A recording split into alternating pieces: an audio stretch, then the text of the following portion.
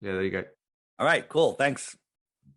So yeah, just for the benefit of the guys as you're hopping on, obviously I put out in the email earlier that I wanted to get David on to explore a little bit about our realm. I've been doing a lot of studying on it myself. I've seen quite a few of David's interviews. We had with a good friend Jackie White not so long ago, and Harry is at the Last Talk Health group, which has been really successful.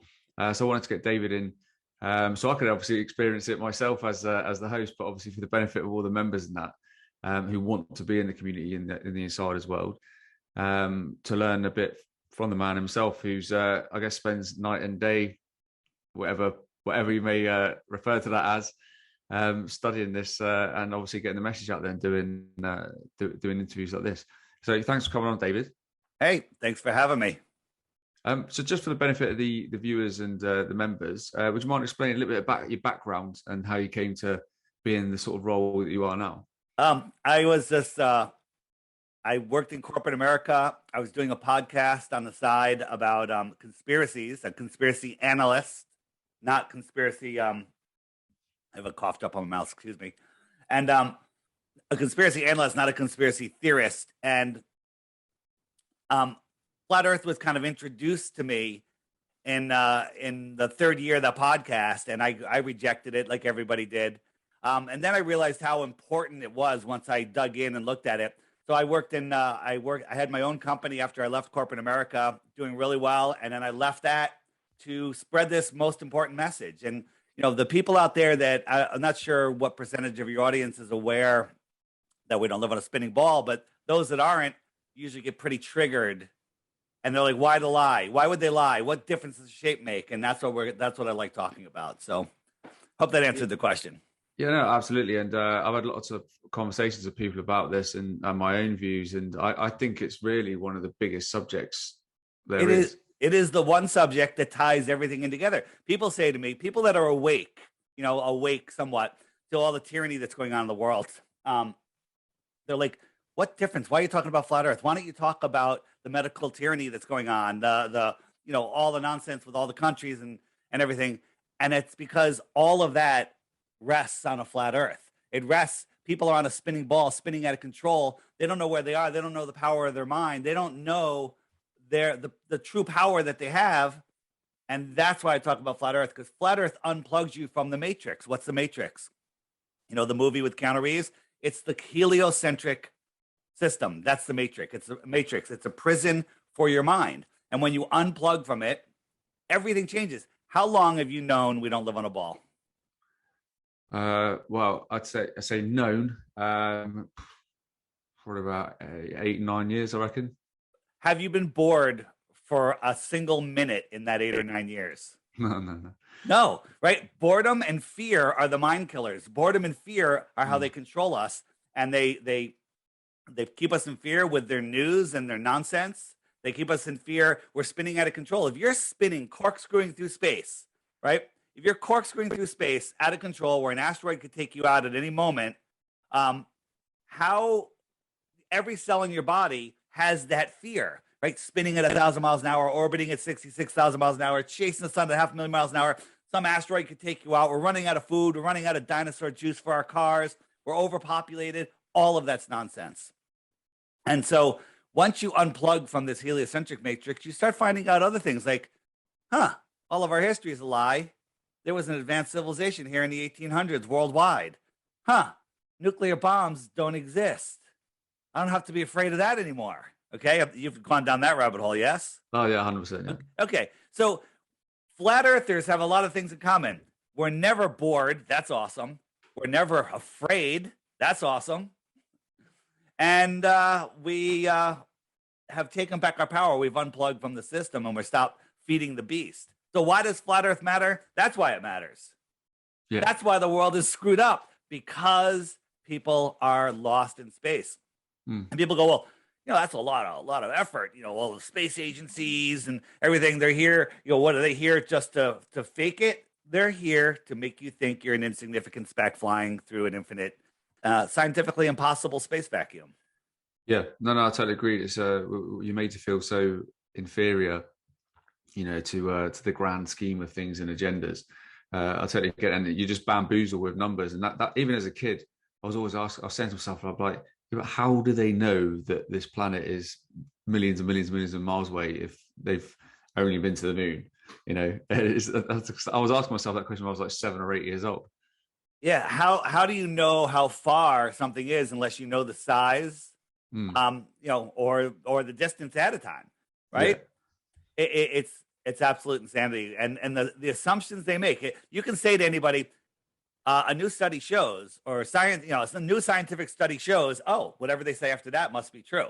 Okay, it's all nonsense. It's all absolute and complete and total nonsense. So what about yourself? I mean, in terms of really getting into studying it and asking lots of questions and sort of joining the dots, where did that start for you? For flat Earth, Yeah. so I was doing a podcast about all the deceptions, New York, the Connecticut school, the marathon in Boston, Yeah. all this other stuff, and people started sending me flat Earth stuff, and I refused to look at it. Oh, you're a moron. Like, I'm open-minded conspiracy analyst Dave, and I won't even look at it because it's the dumbest thing ever, and that's because of the programming.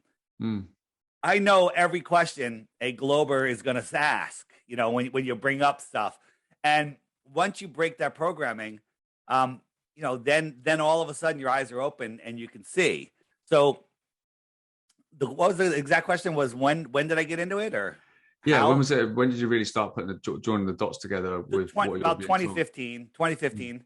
And I was rejecting it, banning people from our social media for even suggesting that I look into it. Listen, that's one step too far. Flat Earth, come on. We've known it for 2,000 years. Every argument they have. Well, I've seen ships go over the horizon. Aristophanes figured it out with his sticks and shadows. The sun would always be up if the Earth was flat. How come the water doesn't go off the end? Show me the ice wall, right? I know all the questions, and they're all absolute programmed nonsense. Yeah, absolutely. How far are these? How big are they, and how far are they from the camera?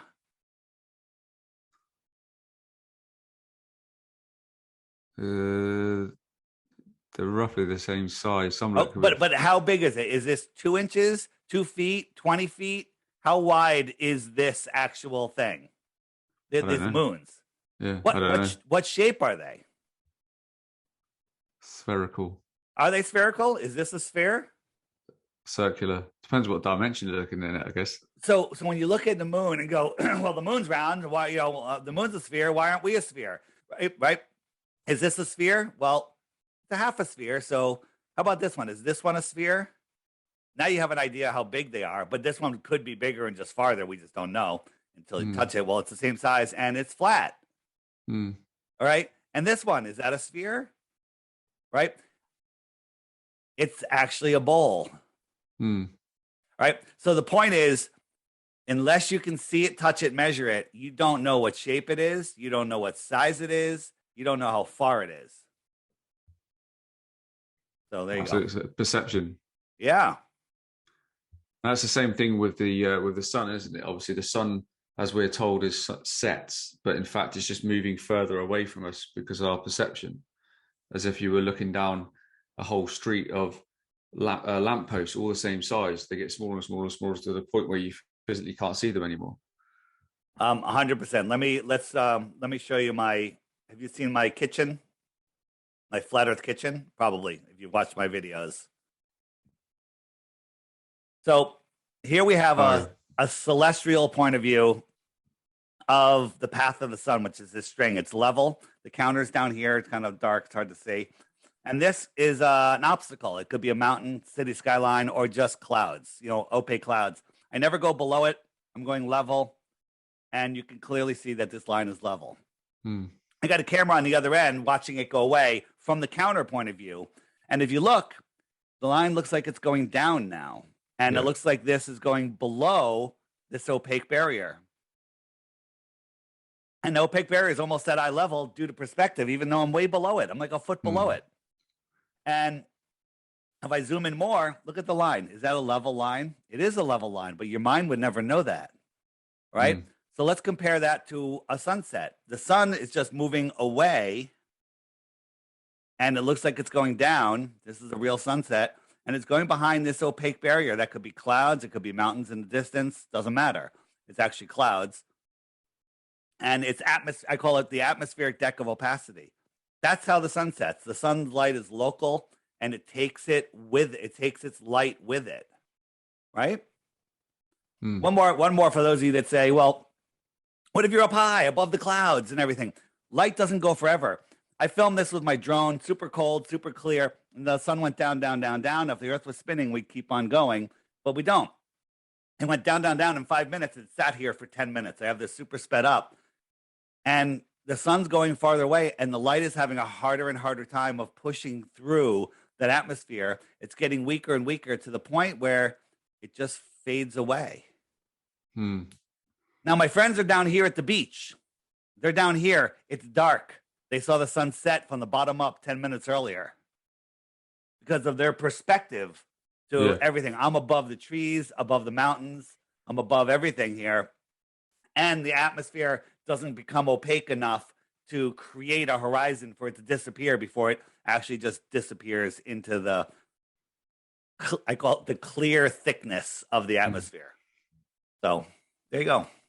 And in relation to numbers, obviously, they tell us that the heliocentric model is that the sun is something like 96 million miles away. But obviously, first question since a child. Don't exaggerate. You know? 93 million miles away. You're exaggerating. Oh, damn. And people say, how do you know? And they go, well, somebody figured it out, you know, and they make up nonsense on how they figured it out. They assumed Venus was the same size as Earth. And when it transited the sun, by the times it, you know, the transit times from different positions, they did some math and they figured out the sun's 93 million miles away. But Venus is provably not the size or what they tell us it is, right? We wouldn't be able to see Venus if it was what they tell us it was. If it was the size they tell us it was, it wouldn't be bright enough. It wouldn't be big enough to see. Yeah.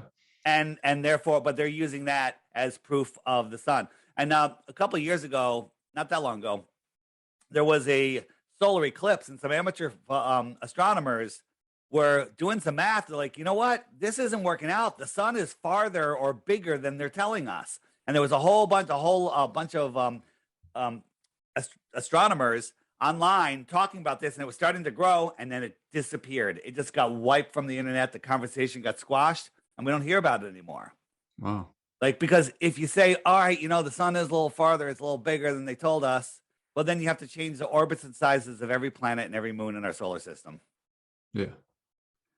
Nonsense. Yeah. Absolute total nonsense. And in terms of well, you know, the sun, there's plenty of photos, isn't there, with like objects behind it. And in terms of well, I mean, even in terms of a luminary, would you say it's more like 93 miles away? I think it's closer than that, to be honest. That's just me. You know, like I use your common sense, and you know, we see things in what I call our personal atmospheric dome of vision. What does that mean? So if I'm looking out in the distance, well, the sky and the land come together at a point, and where they come together, that's as far as you can see. That's as far as your eyes can see. But if I zoomed in, I could open that up, and then I can go out even farther until it comes together. So I could see X distance in parallel with the ground all the way around me. So let's call that, I don't know, 100 miles, whatever. 100 miles, 10 miles, doesn't matter. And then if I look up at 45 degrees, I might be able to see a little bit farther because the atmosphere actually gets thinner as I'm looking up. And so plot out all of those points. And then if I'm looking up, I'm looking through into, you know, the thinnest amount of atmosphere, the least amount of atmosphere, getting clearer and clearer. I could probably see even higher. And if you connect those infinite number of points, you're creating a dome over you. You're creating a dome. You understand what I'm saying by that? Yeah, absolutely. And so I have I'm trying to, here we go. So here is this the one? Nope, that's not the one. Hold on. So this is we did some computer animation, and this is what the sun would look like inside a dome. So as the sun is moving over the flat Earth, this is your personal dome of vision. I have a better one for you that might be easier to see.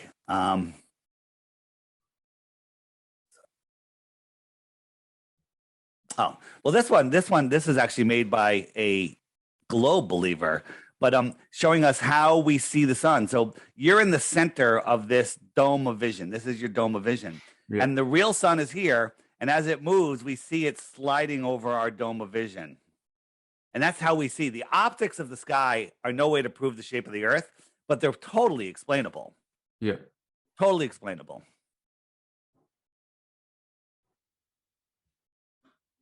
So in terms of for the people, obviously might be fairly new information. Like, what does the flat Earth map look like in comparison to a heliocentric map or sphere? Well, where the idea that we're on a sphere spinning in space. How do you have air adjacent to a vacuum? They say space is they measure vacuums in torr, and that torr 17 is the most vacuum could be. A torr 17 vacuum here on Earth, NASA has a vacuum chamber that can only do a torr 10, just over half of what space is, and the walls are 10 feet thick, made of steel and concrete, so it doesn't implode. How can we have an atmosphere held down by gravity that doesn't get sucked into space? And the simple disproof of that is I can take a straw with my weak lungs and cheeks, inhale, creating a slight low pressure, and suck air and water up and away from Earth. Okay? Wouldn't gravity hold it down? Right? Hold it down compared to the vacuum. The vacuum of space is a bit stronger than my cheeks. Right? So what is the flat Earth? Well, if you think about flat Earth and you're a glober, this is what you're programmed to think. Oh, we're a disk in space, with other planets. No flat earther believes that. Only globe believers believe that. And another thing globe believers have in common with this belief is they don't know their own model. They don't know the diameter, the circumference, the orbiting speed, the rotational speed. They don't know that in the north we're closer to the sun than we are in the summer in the north. Okay? They don't know how seasons work. They don't know. Most of them think the moon phases are caused by the shadow of the earth. Okay? I mean, it's unbelievable. The people that defend the globe the most know the least. So I've always asked with the obviously, we've always been told about moons create tidal effects and stuff like that because it's a gravitational pull.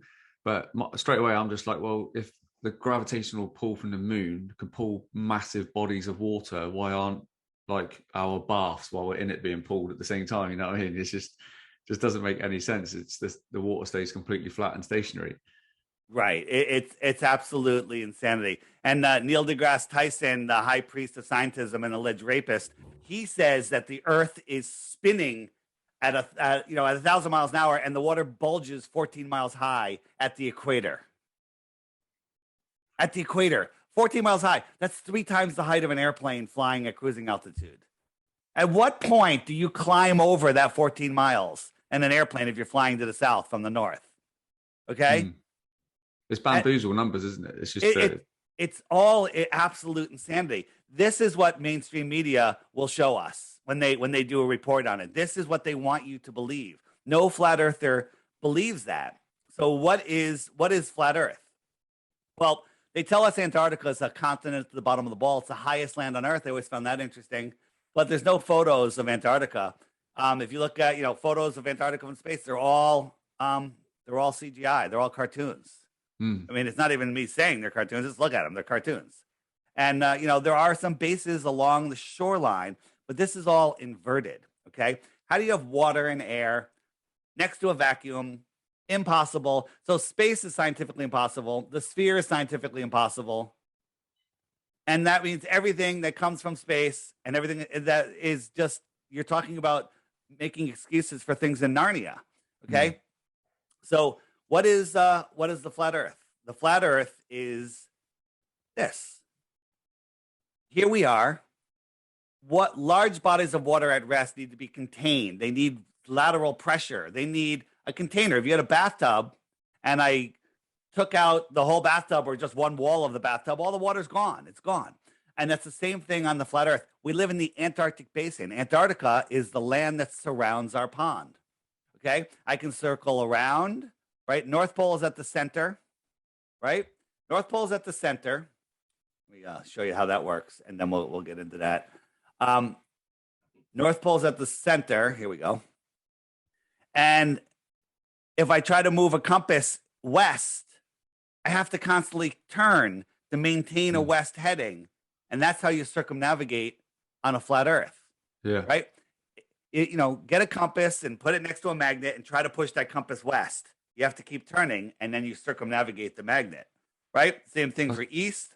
I suppose looking at that map as well, just from like my geographical positioning, if I jumped into the bottom of Africa there, I know that going from South Africa up towards Egypt is always north, isn't it? And just like it is there, everything's always pointing north, as it would do on the map as you see it. Absolutely. Directions are one thing that's amazing is every direction is south. Every direction is south. Even if you point north, you're pointing south. I'll show you. So right now, I'm going to try to dead reckon west. So I got that stick lined up with west, right? Remember, north is right here. Mm-hmm. As soon as I start going, if I don't start turning, look, I'm heading south. South is every direction away from the center. Oh, yeah. Okay. Yeah. Now, on a ball Earth, on a flat Earth and a ball Earth, you can circumnavigate east and west. Works the same. On a flat Earth, you can't circumnavigate south. That could be a flat Earth killer, right? So here's the north. I'm going to go away from the north, south, and I need to magically appear over here, but I don't. It doesn't work. Right now, I'm going north, north, north, north, north. I'm continuing to go up straight. I'm still going in a straight line. I'm now going south. The compass just did a 180. I'm going south. Every straight line becomes south. Follow that? Yep. So what about southern circumnavigation? Doesn't that prove that the Earth is not flat? Well, it would if anyone's ever done it, and no one's ever done it. No one's ever circumnavigated the world south. And in regards to Antarctica, there's in that model you showed there, there's a ring around the Earth, or our realm. Mm-hmm. There's been many attempts, hasn't there, for people trying to go to certain places, and they've been shut down, and you told you can't fly over it. And as you mentioned, there's certain entry points there, but there's all companies. They're all very much linked together by the same shareholders, aren't they?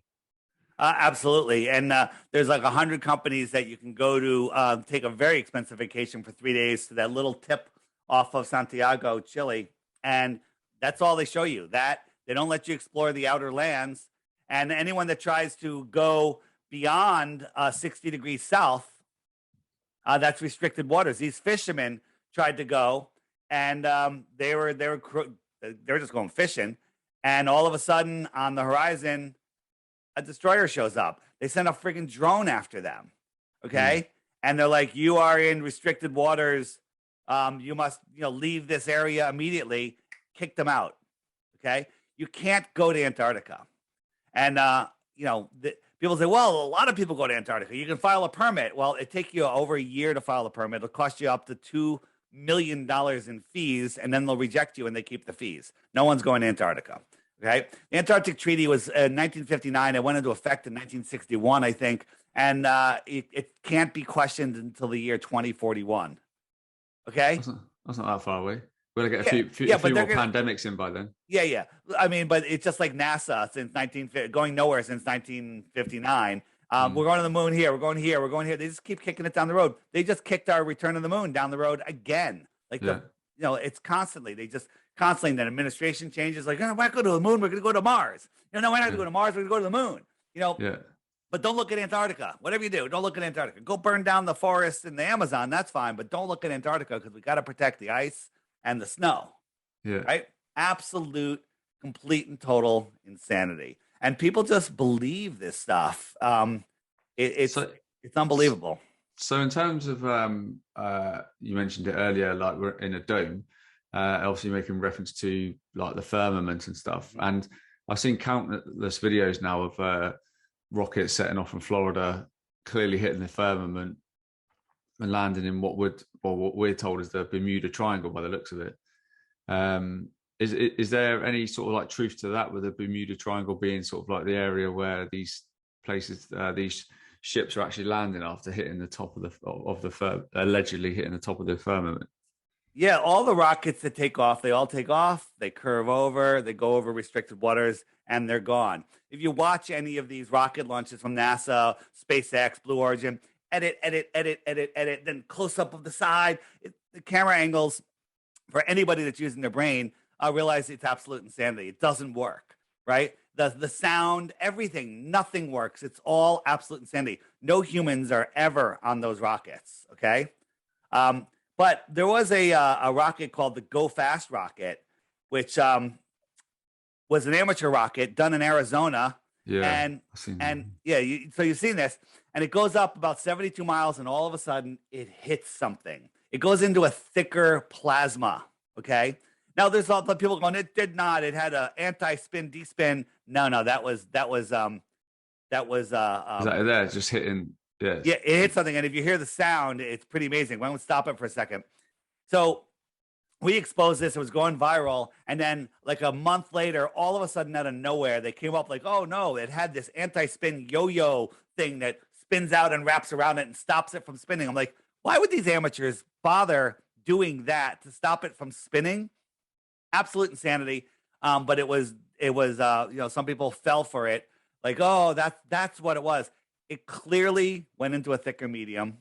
But the best part is it floated very strangely for a little while. It was like not like water, but almost water, right? But then all of a sudden we could see the moon, right? Horizon looks pretty flat too, but we can see the moon. So where was the moon when that was going off in Arizona? Arizona is on the west side of the United States over here. The sun was here, and the moon was over Australia.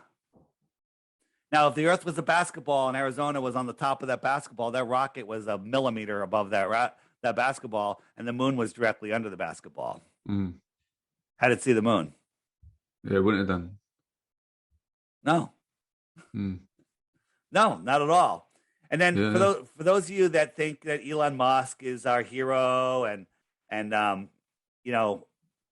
we're sending people to Mars, this is an actual unedited video of Elon Musk's test of his Mars rocket. Okay, watch this thing. Watch the angles. So this is a weird angle. Oh, this is a nice side shot. Look at this little gas flame is lifting up this megaton fuel-filled thing. That just looks CGI to hell. Oh, wait a minute. We haven't gotten to the good part yet. Now watch the smoke coming off it. Use all of your senses. Look how high it is all of a sudden. Now look how low it is. Now look at the angle of the camera. How high is that for that to get that close angle shot? Okay. And then now the engines are off and it's falling. 40,000 pounds, free falling. Look at the smoke. How fast is this thing going? We watch the next edit. Oh, now it's even going slower. This thing is free falling out of the sky. And it's supposedly, watch how high it is. Look how high it is now. Unedited. This is unedited. This is what they showed us. Now it's free falling. And we're going to show you one more edit. And then the engines are going to kick on. Look how high it is now. Now 3 engines are going to kick on. It's going to be an edit. The cameraman's going to get right underneath it. Watch this. Okay. Rockets kick on. It turns magically. Now we're underneath it. And 2 of the 3 engines are going to go out. The cameraman's just underneath it. Magically. Look how close it is. Look at the speeds. Look at the smoke. Look how fast it's moving. Okay. Now there's one engine that's on the side is somehow balances this thing upright. All of the CGI smoke, and it lands upright. And it looks like a penis too. All right. Okay. This is pure mockery. And people friggin' believe it. You know why they believe it? Because they don't watch it. They don't watch it. This is another one, okay? This is the one I call the Tupac. You know, Tupac, the rapper that was killed, and then he did a concert as a hologram. This is a hologram. We found projectors. We found these weird lights on NASA's lawn and some pictures, and we zoomed in on them, and we got the name or the serial code, and we looked it up, and it's from a holographic projection company. So look at this. Look at this angle. Like, why zoom out? Show me the whole thing. Where's the smoke trail? Right? You know, sometimes there's smoke trails and sometimes there's not. Okay. Watch what happens. I'm going to zoom in on this. Uh-oh. Now, some people go, it's going behind a cloud. No, it's not. Watch a little closer. Okay. I'm Well, gonna the zoom cloud in. would go through the bottom of it as well. The whole thing would Yeah, go yeah, through. the whole thing. People are like absolutely insane. Look, Yeah. Exactly the same for 9/11 that happened, wasn't it? About the plane going into the building. You can actually see the CGI off of so the fake. exact same So thing. The cuts in the frames. anybody that wants to see all of the stuff that's been deleted from YouTube about 9/11, go to stoplookthink.com. Stoplookthink.com. Drop down menu, all 9/11 videos. It's all there. If you need to convince anybody, stoplookthink.com. That's cool. Here, yeah. So in regards to the actual moon, then obviously that's another big question people have because Go ahead. you go for a walk at night time, you're looking up and you're like, and again, since I was a kid, I was just like, what's covering the moon then? If you're only getting like a quarter crescent, half crescent, if it's obviously not the sun, so what's covering it to not show you the full moon? I was asking myself as a kid. Obviously, clearly, I'm like, well, now plasma, but obviously, you're the man to explain. Well, the moon is the biggest mystery, and the stories they tell us about the moon are scientifically provable, provably impossible. What is the moon? You got me. Is it solid? I don't think so. I don't think the moon that we see is a physical object. Mm. And the apparent story of the phases is it's pretty simple. Here's the moon. If the sun was here, you would see a full moon because it would light up the whole moon. If the sun was here, it's only lighting up half of the moon, so you would see a half a moon. If it's here, you wouldn't see any moon at all because it's just lighting up the backside of the moon. Mm. Right? So that's the story. But twice every month, there's a week during the month where you can look at the phase of the moon, and it's not the lit part isn't facing the sun. It's like 90 degrees in the wrong direction. Mm. The moon is clearly its own luminary. This is NASA showing us the backside of the moon. Okay, here's the question. Look at the Earth. Is this nighttime or daytime? This is daytime. That means the sun is behind me. Yeah. How come the moon isn't lit up? And the NASA apologists will go, exposure, man. They had to turn down the exposure. Okay, absolute insanity. On a full moon night here on Earth, in the middle of nowhere, you can read a book by it. The moon will cast your shadow on the ground. It's bright enough to do that. The inverse square law of light, simple, truthful, physical law, is every time you double the distance to a light, it's a quarter of the brightness, or every time you half the distance, it's 4 times as bright. So let's assume this light that I can read by is 1 lumen. That's a measurement of light. 1 lumen. I go halfway to the moon, it's 4 lumens. Halfway again, it's 16. Halfway again, it's 64. I keep doing that until I'm 100 miles from the moon. The amount of lumens that the moon should be from 100 miles away would be 64 times brighter than we see the sun from Earth. In order for us to see it at the brightness that we see it, using science, actual science. Flat earthers are science deniers. No, flat earthers are science users. Okay? Makes sense. But in terms of like positioning, obviously, if we were over or inside a dome, let's say over the top of this microphone head, are you saying the luminaries, as per this model, are like directly opposite each other and working sort of adjacent? Say again? Or are you saying that the luminaries, the sun and the moon, are pretty much the same size, like opposite each other around the top of the dome?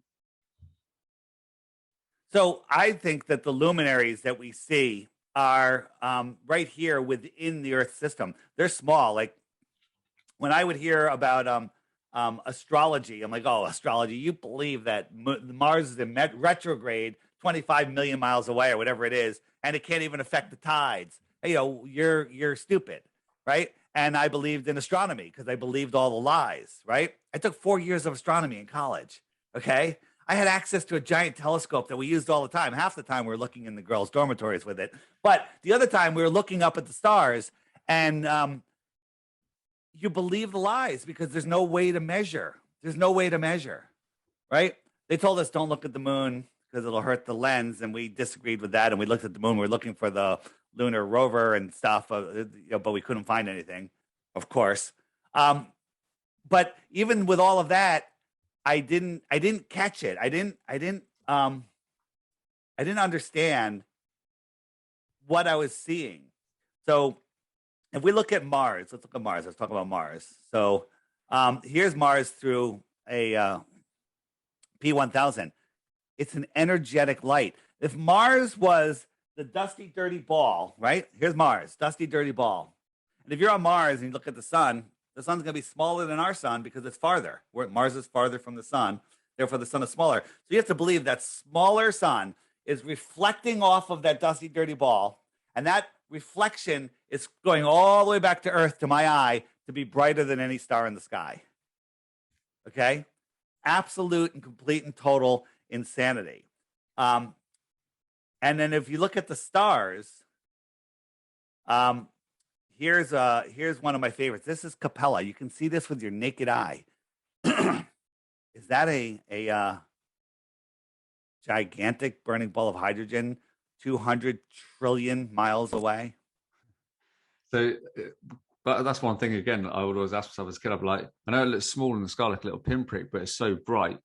So if they're saying it's trillion miles away, like what size would it be if you were like square up to it in the face? It would be like something like 100 zeros on the end in terms of size, wouldn't it? If our sun was a mile over our head, you look up, this is all you would see. Then move it away 93 million miles, it becomes the size of a coin held at arm's length, right? Yeah. So it reduced from the entire sky to a coin. Yeah. And that's 8 light minutes away.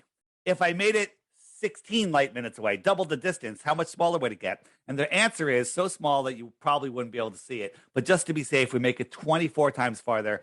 It's too small to see. It is a fraction of a fraction of a fraction of a pinpoint, and you can't see it. Okay? So 24 times 8 light minutes is 3 light hours. You can't see the sun at 3 light hours away. Polaris is 48 times bigger than the sun. Okay. 48 times farther than 3 light hours is 6 light days, round up to a week. Polaris is scientifically provable, impossible to see at a light week away, the distance light travels in a week. Impossible, ignoring the inverse square law of light on how bright it would have to be. Okay? Yeah. Ignore that. And how far is Polaris? Do you know? In light years. In light years? In light years, yeah. Wow. Remember, at a light week away, we can't see it. Is it a light year away? Oh, it's going to be quite a few. 433 light years away. And you can't see it scientifically provable at a light week away. These are giant numbers that most people's brains just short circuit. They can't deal, and they just trust what they read in the book. If you memorize what you wrote in the book and fill in the right answer, you get an A, you get a star, and your parents are nice to you, and you get to go to college, and you get to learn more nonsense. Yeah. You've seen my videos, but I always ask this every video, and every time I say it, it still blows me away. How long is 1 trillion seconds? And don't say a trillion seconds, because yes, how long is it in days? A decade? A decade, very close. 31,000 years. Oh, okay? Very close, yeah. Think about this. 1 trillion seconds is 31,000 years. The closest star, Alpha Centauri, is 4.5 light years, 25 trillion miles. So if you're traveling at a mile per second, which no human has ever done, and you did that for 31,000 years, you are now 1/25th of your trip to you got to do that 24 more times to get to the closest star, where the next closest star is dozens of times farther. Yeah. Okay. And you think that we can see that light, right? They tell us, you know how they tell us we measure stars? Parallax. Parallax is here. It's on one side, and as I move over here, it changes, right? Parallax, right? That's parallax, something that's farther away. So they say, well, the Earth is over. Here's the sun. We're over here in January, and we look up at the stars, and we look at a star and then a more distant star, and we see their position. And then 6 months later, we're over here, 186 million miles on the other side of the sun, and then we can measure that parallax. Are they forgetting that the sun is traveling 2.1 billion miles in another direction during that 6 months? Okay. Okay. Are they forgetting? I mean, here's the thing. And you know this already because you already see it. And again, we learn more and more every day. The heliocentric system is so, I'm going to use the word and don't get offended anybody, retarded, because it stops your brain from thinking. It stops your brain from growing. It locks you into this prison, and it stops you from realizing the abundance. It stops you from understanding what this place is. It stops you from understanding, more importantly, who you are. It stops you from connecting with your true power.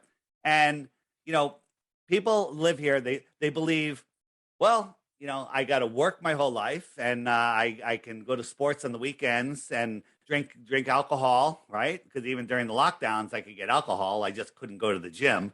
Okay. I have to save my money in crazy markets or whatever. And I have to get poison stuck into me and all sorts of crazy stuff. And then when I'm old enough and crapping my pants and can't have any fun, I can retire. Okay. With the little money that I have. Right. And by the way, when I make that money, I have to give half of it to the people that are controlling me. That's all in your imagination, all of it. And when you unplug from the system and find out how the system works, all of that is nonsense. You know what they say? The only thing in life that you can count on is two things: death and taxes. Both are lies. True. Both are lies. Just wanted to touch on just while you got that screen up. So obviously, if you're zooming in and that's what you see, are you saying that that's light from outside behind a water source, like trying to shine through some kind of plasma, water, or some kind of? I think that it's a point of energy. I think that all of the stars that we see are energetic. All of the wandering stars, which are the same as the other stars except they move, they used to be called planets, are named after gods. Why? What? Why are they all named after gods? Okay. They're all named after gods. Do you know that? Yep. Okay. And they're all here within the Earth system. Their positions, their energies, where we are, how we think, it's all connected. We live in this physical realm, and there's a heavenly realm and another heavenly realm and another layer above us. There's all of these layers of non-physical realms above us and probably below us too. And we live here in the system. It's a living system. Everything is alive. The earth is alive. Everything from the trees to the rocks. Okay. Got into that yet? Yeah. Okay. So, and we're alive and we're here. We're having this experience here for our soul's journey. And our goal here is very simple. Don't lose control of your soul. Don't follow natural law. Don't lose control of your soul, and expand the mind of the creation. And if everybody would just wake up and see that, it would all change. I used to go, what difference? I said, what difference does flat earth make? I still got to go to work every day. Well, guess what? I had the American dream. I had my own company. I was making more money than I ever thought I would make. And I walked away from it all to do this. I'm way happier. Yeah. Okay. Yeah. And do you know what? It's very similar. I speak to a lot of people down here in the south of England, in a circle with Jackie White, who you show you on the other week. And it's very much the same thing. Most of the people there they're self-employed, or they're entrepreneurs or thought leaders, and stuff like that. And they've been this way the whole time. And I found that's quite a bit of a trend as well. But at the same time, I've met some amazing people who just completely scale back all their businesses and just want to learn more about the way it's flat Earth, or the lost history of Earth, and the old world, and stuff like that. And it's almost like I like to say we need to unfuck ourselves, because we've been royally fucked. You watched the Lost History of Flat Earth, I assume, by Warren on? Oh, Warren on, yeah. Very good stuff. And by the way, never believe anybody 100%. And when they say something wrong, note it and don't throw the baby out with the bathwater. Yeah, 100%. Yeah. So finding this stuff is impossible. I created this app. It's called the Flat Earth Sun, Moon, and Zodiac Clock app. And I use it as a tool to help people wake up, and people are using it to wake other people up, and we're using it to find each other. Every day, do you have the app? Yeah, I do. Yeah. There's quite a lot of FEs around here.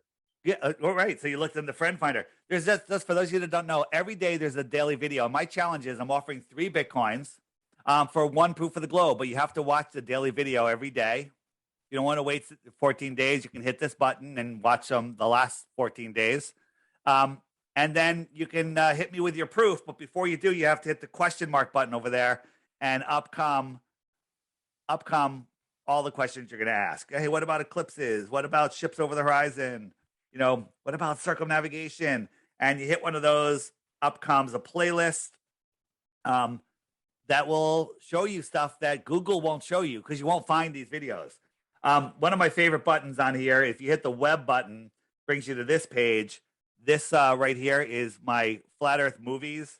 Hit that, full-length movies. These are great movies. Have you watched The Next Level yet? No, not yet.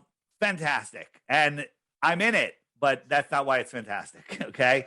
But made by Hibbler Productions. Amazing.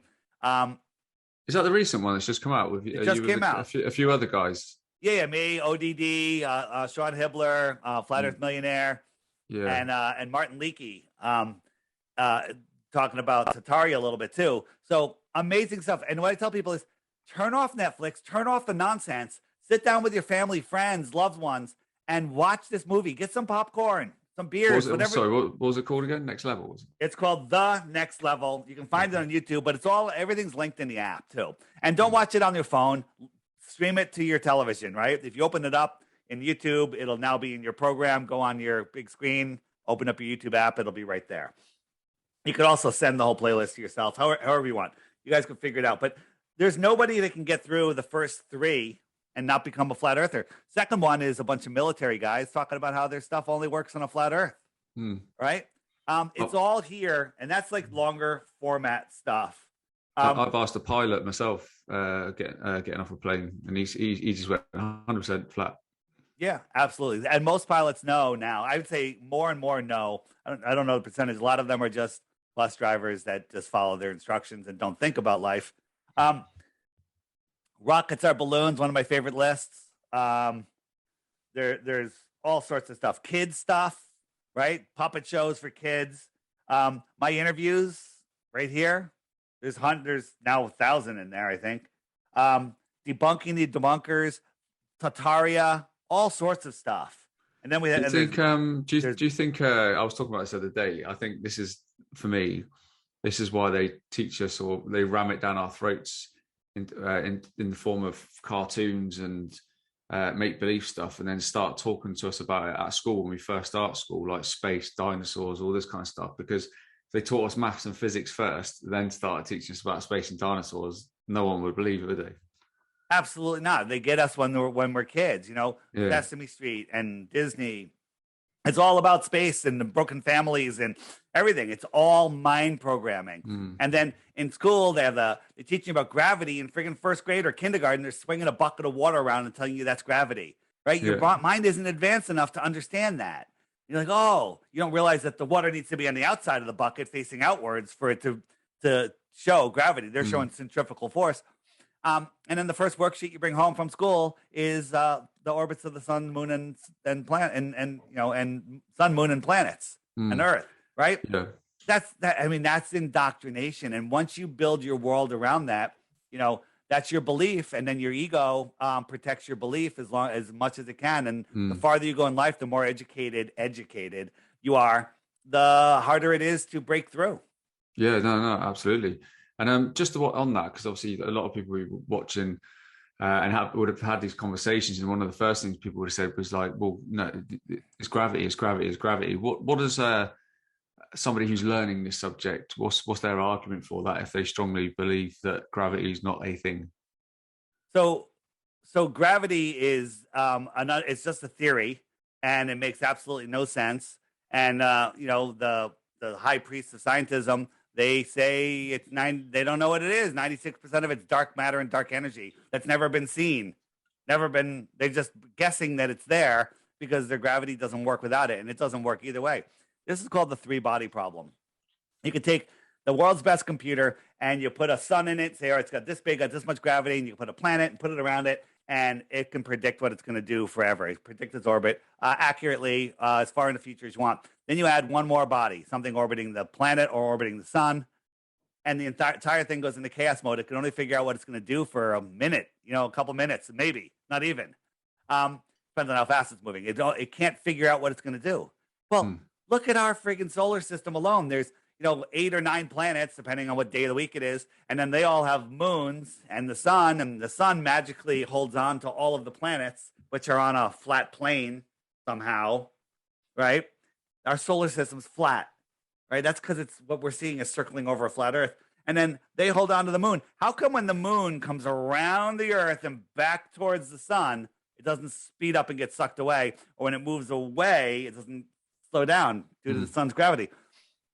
And the Globers will never answer that. They'll go, well, it's because it's so close to the Earth that the sun's gravity doesn't affect it. It's so close to the Earth, it's 250,000 miles away from the Earth. Okay. But the sun can hold on to Pluto, but it can't affect our moon. Absolute insanity. So what is gravity? What is gravity? So our Earth is it's a giant battery electric system. Okay. The sun and the moon are the anode and cathode. The salt water carries the current. The land is the salt bridge, and it's a battery. There's free energy in the Earth. Tesla proved that. Okay. And so the Earth has a negative charge to it, right? Now, buoyancy and density sort everything else out. If I had a helium balloon and marbles and ping pong balls and I dropped them, the balloon would go up, the other two would go down. If it went on top of water, the ping pong balls would stay on top of the water and the marbles would go to the bottom because of density, right? Now, there's a big argument in or discussion, I'll call it, in the flat Earth community where some people say there is no downward bias. There is a downward bias, and we could actually prove it. There's a lot of testing we can do. And the thing is, it doesn't matter. We know that mass isn't doing it. We can prove that. What this place is it domed? Is there multiple, more lands? That's all a fun discussion to have. But there's something we can test it. So let me take a look here. So here is, let's see. So we got these balloons. They're holding up, there's a button on the end here, and this wire goes to a Van de Graaff generator, and we can actually add a positive charge to this button, okay? So as we add the positive charge, it gets attracted to the Earth more because the Earth has a negative charge, the Earth isn't moving. And when we discharge it, it goes up, all right? Well, how can we do the opposite of that, all right? Well, the Earth has a negative charge. The positive charge is the air and the sky. So if we added a negative charge to something, we're keeping a negative charge because the wire is still hooked up to it. It goes up. It goes up. Is that defying gravity or is it defying electromagnetism? It's electromagnetism, isn't it? I've looked at like a lot of ancient, like few from hundreds of years ago, where they've levitated. I was literally about to say they can levitate things using electromagnetic frequency, off the ground. I believe the pyramids and Coral Castle here in the United States, it was done with levitation, acoustic levitation. Yeah. MIT just came out with a plane, no moving parts, using electrostatics. Okay, I believe that we have the secret space program. It's the secret propulsion program. That's all it is. And they're using this advanced technology, this technology that's been around forever. Okay, they're just hiding it from us because if we had this technology, we can go elsewhere, right? So I saw the other day, just a quick one. I saw the other day this gentleman on Instagram because I was looking at about like if planes are actually using as much fuel as what they say they are. StopLookThink.com, no jet fuel. Hit that button. StopLookThink.com. This guy got the old Haynes manuals out and was like, he goes, "There's no way all this fuel will go in these wings. It's all done through air. It's all done through air." The question is are they using a little bit of gasoline to get them going? Go to a big airport. You don't smell any fuel. You don't see any fuel leaks. And when they hook the thing up to the wing for the fuel, you ever watch them fill a swimming pool from a truck? How long it takes, right? The truck that fills up the pool that takes 2 hours to empty, they're putting like 30 of those into an airplane in 4 minutes. It's absolute insanity. And the weight and the wings don't droop when you fill them. I mean, come on. I mean, look at those wings, right? What does the wing say on it? It says no step. Okay, StopLookThink.com. Find the drop down for no jet fuel. It might be on the bottom of the page. and start watching those videos. Mm. But that doesn't mean all planes. Small jets use fuel. Okay, it's the modern jets that, in my opinion, that's what I was reading on. Yeah, because obviously they're out, they're up there constantly, aren't they? Yeah, non-stop. So just real quick for those of you that don't know, I'm sure you're aware of all of this, but if this is our world, this is Antarctica. What's out here? What's out there? Right? And you've seen the ring maps, right? Mm. Yeah, right? I have. Yeah, but there could be other rings out there, more land, extra territory, extraterrestrials from outer space. People watching the Truman Show, and we're in the Truman Show.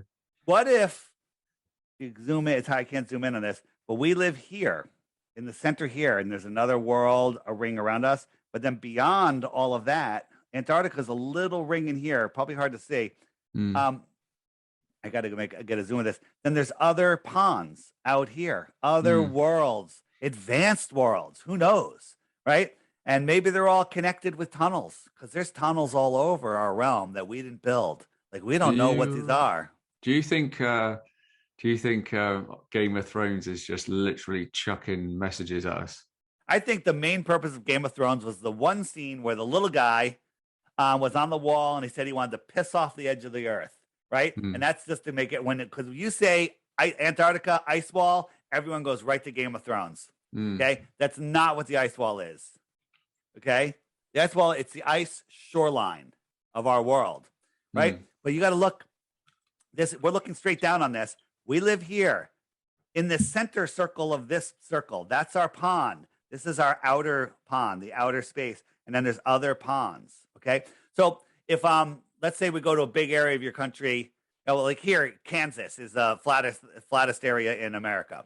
And in the center of Kansas, which is a state in America, if you don't know, we have a lake. It's 25 miles around. Okay. And in that lake, the center of the lake, there's a mountain that's magnetic. We have islands everywhere. And our compass always points to the center of that island.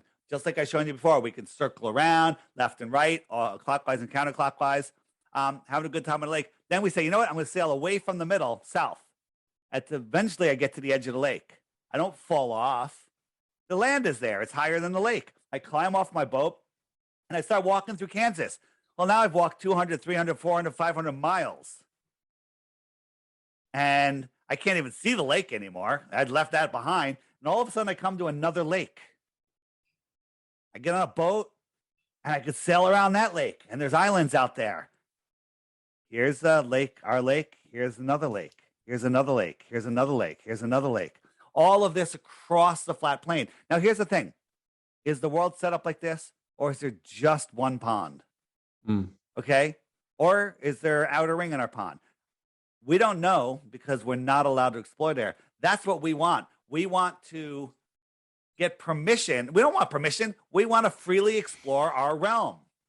We don't need anyone to stop us, but you can't go to Antarctica. Okay? You can't go to the outer lands. We want the ability to go find our realm. And I mean, it's all very well saying you get to Antarctica and beyond, but what about the North Pole, where if it's situated where they say it is, obviously the qualities and the what they say about the North Pole, you know, and what it's supposed to be, that would be pretty cool to explore in itself. You know, one of the big debates is if you had permission to go to the north or to the south, where you want to go. Half of us want to go to the north, half of us want to go to the south. I think the north is closer to the kingdom of the creator. And I think south is more realms. I don't know. I would probably go south because to me, it seems like there's more options. But again, we don't know. No one's allowed to fly over the north either. Do you think it's something we'll see in our lifetimes? Yes, unless they flip the tables over and literally send us back into do you think that's chaos. Do you think that's because there's so many more people waking up to all of this? So many people are waking up. That they want to go and explore it. So there's more, the pool of those people is just getting bigger and bigger. So they needed us to pound the war drums to start all these wars in the Middle East.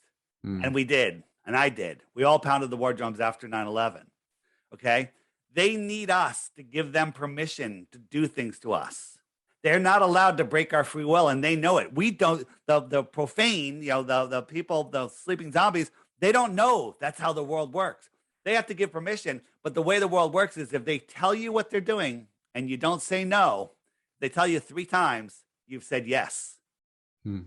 So people don't realize they can say no. People think they have all of these rules and all of this stuff going on, but they can say, you can say no, and you can make a counter offer, right? And when they see that you're learning the game, they just stay away from you. They stay away from you. They don't want to deal with you because they can't control you. And when you're unplugged from the matrix, you're unplugged from the matrix.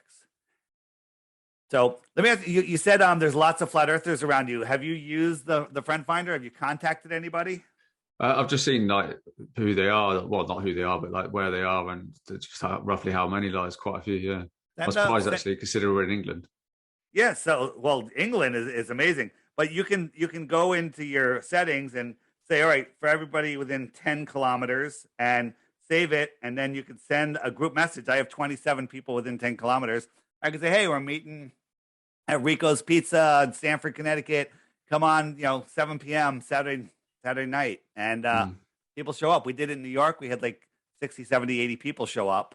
Oh, nice. It was phenomenal. And then you meet people. People are using this as a friend finder, as a dating app. People are getting married on it. People are getting jobs on it. Because if you go into the profile, you can add whether you're single, whether you're looking for work, what you do, your story, all your links, whatever you want. And people are actually meeting people because every single dot on here, you have more in common with them than any dating site, any job site, any other matchmaking site there is, because these people are all awake.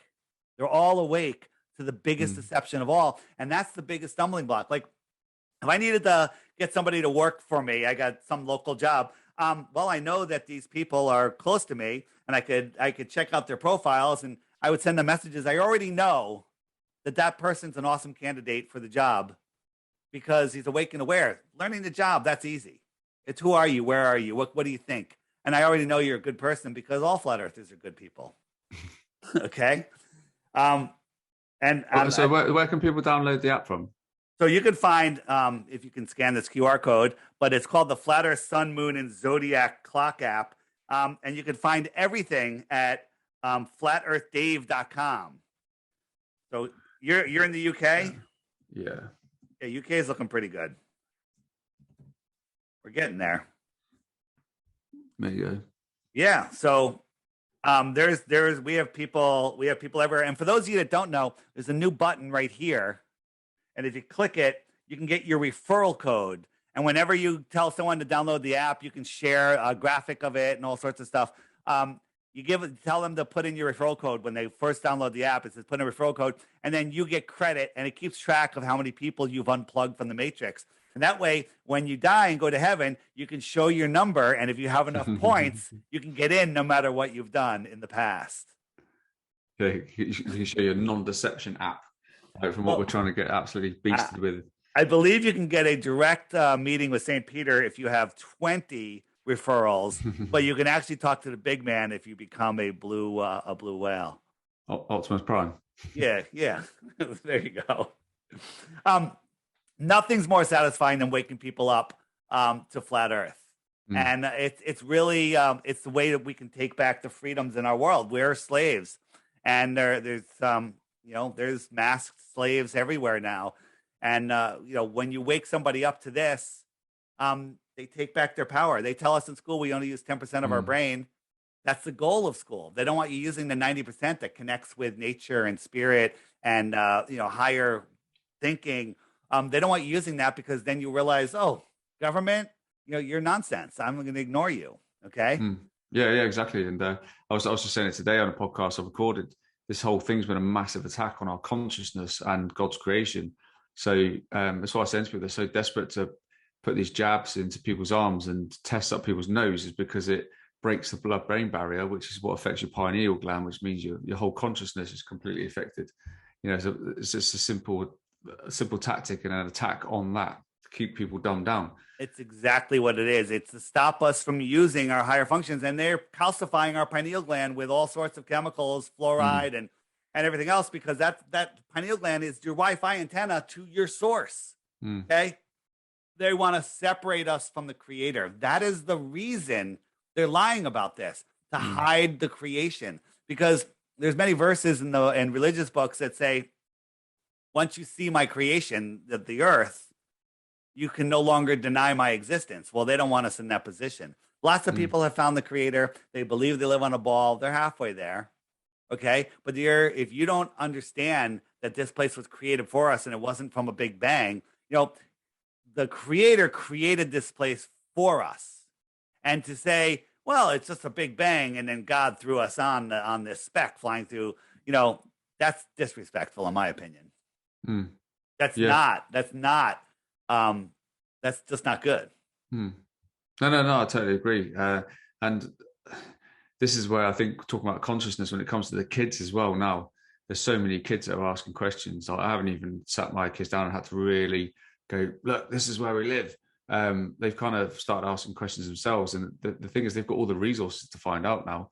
It's just that what we found is the use of dumbing down and the military style tactics on people's consciousness is like just got them fixated on other bullshit things like celebrities and Instagram, Snapchat, all this kind of stuff, not on the actual things that matter.